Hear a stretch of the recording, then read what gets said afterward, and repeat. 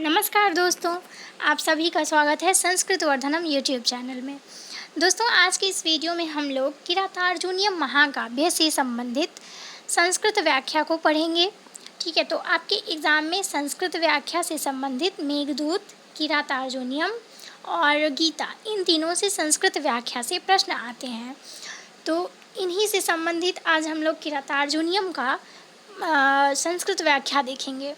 तो देखिए, एक चीज़ बहुत ज़्यादा गौर करने वाली है कि आप अगर किरातार्जुनीय महाकाव्य के किसी श्लोक का संस्कृत व्याख्या लिखते हैं तो कुछ ऐसे स्टैटिक पॉइंट्स हैं। ठीक है, स्टैटिक पॉइंट कहने का मतलब है कि कुछ ऐसे सिलेक्टेड पॉइंट्स हैं जिसको आप हर श्लोक में ऐड करेंगे। ठीक है, जैसे कि किरातार्जुनीयम पे थोड़ा सा पॉइंट्स हो गया, थोड़ा सा पॉइंट्स भारवी के बारे में हो गया जो कि किरातार्जुनीयम के रचयिता हैं, और किरातार्जुनीयम में कौन सा रस, कौन सा छंद है, इस चीज़ को, मतलब ये तीन चीज़ जो हो गया, ये आपका स्टैटिक पॉइंट हुआ कि आप हर श्लोक में, किरातार्जुनीयम के हर श्लोक में अगर उसका संस्कृत व्याख्या करते हैं तो उसमें आप इसको ज़रूर लिखेंगे। ठीक है, ये मतलब नहीं है कि श्लोक जो है वो कुछ और है। मान लीजिए अगर ये पहला श्लोक मैं आपके सामने रखूँगी, ठीक है, बताऊँगी।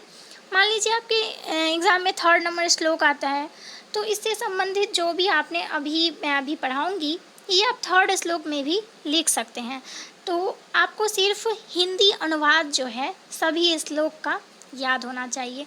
जब आप हिंदी अनुवाद जानेंगे तभी आप समझ पाएंगे कि यह श्लोक किरातार्जुनीयम का है, या फिर आप कहीं इस डाउट में ना पड़ जाएं कि ये श्लोक कहाँ का है। तो इतना आपको याद होना चाहिए, तभी आप संस्कृत व्याख्या को लिख पाएंगे। ठीक है, तो मैं आशा करती हूँ आप इतना समझ पा रहे होंगे। देखिए, एग्ज़ाम में क्या है कि ज़रूरी नहीं है कि आपको टू द पॉइंट अगर एग्ज़ाम में क्वेश्चंस नहीं आते हैं तो इसका मतलब ये नहीं कि आप उस क्वेश्चन को ही छोड़ दें। क्वेश्चन से संबंधित आपको जो भी कुछ याद है, ठीक है, जैसे कि किरातार्जुनीयम से संबंधित कोई भी प्रश्न आए तो आप भारवी के बारे में लिख सकते हैं। उससे संबंधित जो भी आपने श्लोक को पढ़ा है, जैसे कि ये श्लोक है, मान लीजिए आपको श्लोक याद है, तो आप इस श्लोक को भारवी से संबंधित अगर आप प्रश्न बनाएं तो उसमें भी लिख सकते हैं। क्यों? क्योंकि भारवी के द्वारा ही तो यह श्लोक रचा गया है, बस इसीलिए आप उसमें लिख सकते हैं। किरातार्जुनीयम से संबंधित अगर कोई क्वेश्चन हो उसमें भी आप इस श्लोक को लिख सकते हैं। तो इस श्लोक जहाँ से भी आपको याद है किसी भी क्वेश्चंस के लिए, तो आप उसमें उसको लिख सकते हैं। ठीक है, तो मैं ये चीज़ समझाने का आपको प्रयास कर रही हूँ कि कोई भी क्वेश्चन हो उसको छोड़ के मत आना है, और क्वेश्चन जो भी रहा उसके बारे में कुछ भी आपको पॉइंट्स याद हैं तो आप उसको बेझिझक लिख सकते हैं। ठीक है, कोई भी क्वेश्चन को छोड़िएगा मत। कुछ ना लिखने से अच्छा है कि उससे संबंधित कुछ पॉइंट्स को हम लिख दें। ठीक है, तो चलिए मैं आपको वीडियो के लास्ट में, मतलब इसको पहले मैं समझा देती हूँ, उसके बाद मैं आपको कुछ और पॉइंट्स को समझाऊँगी। देखिए, ये हमारा संस्कृत व्याख्या पहला श्लोक है किरातार्जुनीयम का।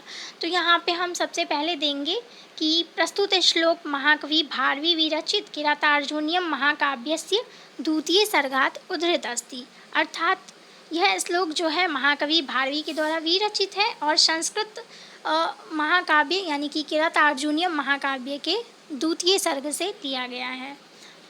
संस्कृत साहित्य इतिहास महाकवि भारवी अन्यतम स्थानं वर्तते। अर्थात संस्कृत साहित्य के इतिहास में महाकवि भारवी का स्थान एक अन्यतम है, अर्थात प्रमुख है।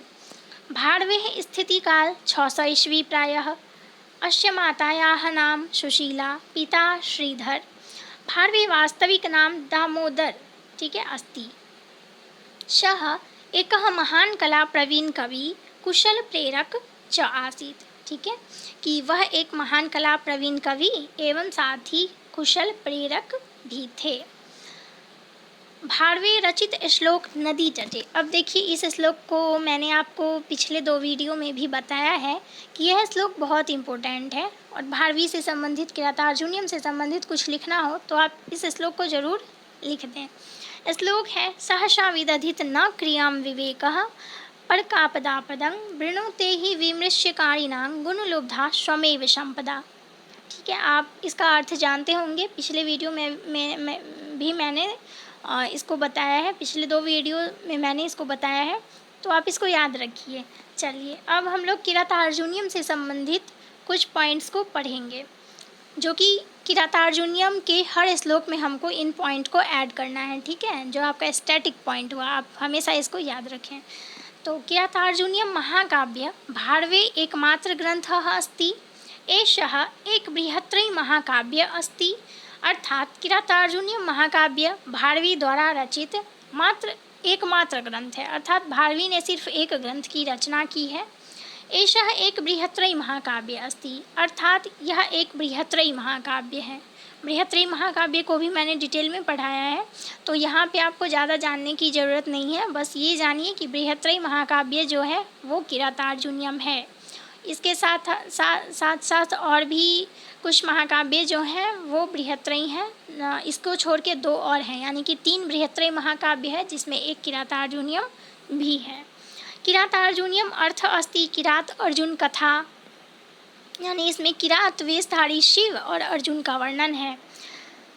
अस्मिन् काव्ये 18 सर्गात् 10-40 श्लोकः अस्ति, अर्थात अस्मिन् काव्ये इस काव्य में 18 सर्ग और 10-40 श्लोक हैं। देखिए पिछले वीडियो में मैंने 10-96 श्लोक बता दिया था, ठीक है, वो गलती से हो गया था मेरे से, तो इसमें जो है वो 10-40 श्लोक ही हैं, 10-96 नहीं हैं। अस्मिन् श्लोके कथयति, देखिए अब हम लोगों ने किरातार्जुनीयम के बारे में कुछ पॉइंट्स को लिख दिया है, मैंने भारवी से संबंधित कुछ पॉइंट्स को लिख दिया है। तो अब हमारा जो तीसरा अप्रोच होगा वो होगा कि इस श्लोक में, यानी कि हमारा जो श्लोक दिया हुआ है उसका संस्कृत व्याख्या करें, ठीक है। तो देखिए ये है, अथ भीमसेनः सम्यत्यनुकूलं, ठीक है, मत अनुकूलं स्वसम्य मत अनुकूलं द्रौपदी कथनं निशम्य ज्योतोद्रेकं शन युक्तिभरितं वचनं युधिष्ठिरं प्रचयुते। देखिए यह श्लोक जो है पहला श्लोक है जिसका आपने हिंदी अनुवाद को जाना था, ठीक है। इस श्लोक का अनुवाद क्या है कि द्रौपदी की बात, यानी कि आप जानते हैं कि द्वितीय सर्ग में हम लोगों ने पढ़ा था कि द्रौपदी जो है वो समझाती है युधिष्ठिर को। तो इस श्लोक का अर्थ यही है कि अथ भीमसेनः स्वसम्यतिकूलं द्रौपदी कथनं, यानी कि भीमसेन जो है वो अपने मत के अनुकूल, स्वसम्य मत अनुकूलं, अपने मन के अनुकूल द्रौपदी के कथन को, ठीक है, मतलब अच्छे भाव से उसको प्रेरित करने के अर्थ में, ठीक है, एक युक्ति भरितं वचन, मतलब युक्ति से युक्त, मतलब ठीक है, कोई भी चीज़ अगर हम किसी को बोलते हैं, अगर वह वाक्य किसी गौरव से युक्त होता है, युक्ति वाला पद होता है, तो वही यहाँ पे कहा गया है कि जो भीमसेन थे वो एक अच्छे वचन में द्रौपदी जो बोल रही थी युधिष्ठिर को, उसमें वो अपने मत के अनुकूल द्रौपदी के बातों को देखकर वो भी युधिष्ठिर को समझाने लगता है, ठीक है, भीमसेन। तो इसका एक लाइन में यही मीनिंग हुआ कि द्रौपदी की बात को अपने राय के अनुकूल समझकर भीमसेन बड़े भाई युधिष्ठिर से उचित बातें कहने लगता है, ठीक है, युक्ति पद वाक्य जो हम लोग बोलते हैं वही। तो ये हो गया इसका हिंदी में अनुवाद। अब हम सबसे लास्ट हमारा जो अप्रोच होगा वो ये कि श्लोक में कौन सा रस और कौन सा छंद है, ठीक है, इसको हम लोग सबसे अंतिम में लिखते हैं। तो श्लोकेस्मिन्, यानी कि इस श्लोक में वियोगिनी नामक की छंद है और भारवे अर्थ गौरवम नारिकेल फल समितं वचो भारवे इति उक्ति चरितार्था, अर्थात भारवे अर्थ गौरवम जो कि भारवी के लिए प्रयुक्त है और नारिकेल फल समितं वचो भारवे जो कि भारवी के लिए प्रयुक्त है। तो ये दोनों उक्ति जो है वो चरितार्थ है, यानी कि भारवी के लिए यह जो है एकदम सटीक है। अस्मिन् महाकाव्ये वीर रस प्रधानः अस्ति, अर्थात इस महाकाव्य में वीर रस प्रधान है। तो यही हमारा संस्कृत में व्याख्या था। अब मैं कुछ आपको बताना चाहूँगी कि मान लीजिए आपके एग्ज़ाम में सेकेंड नंबर, थर्ड नंबर कुछ श्लोक आ जाता है, वैसे मैं आगे भी आपको इसको कंटिन्यू करूँगी। और अगर मान लीजिए कुछ ऐसा श्लोक आ जाता है जो आपको पता नहीं है उसका संस्कृत व्याख्या, तो आप उसमें इस पॉइंट्स को बिल्कुल ऐड कर सकते हैं, ठीक है। इसीलिए इस पॉइंट्स को याद कर लें, और किरातार्जुनीयम से संबंधित कोई भी प्रश्न आए संस्कृत व्याख्या के लिए तो आप इसको ज़रूर लिख दीजिएगा, ठीक है।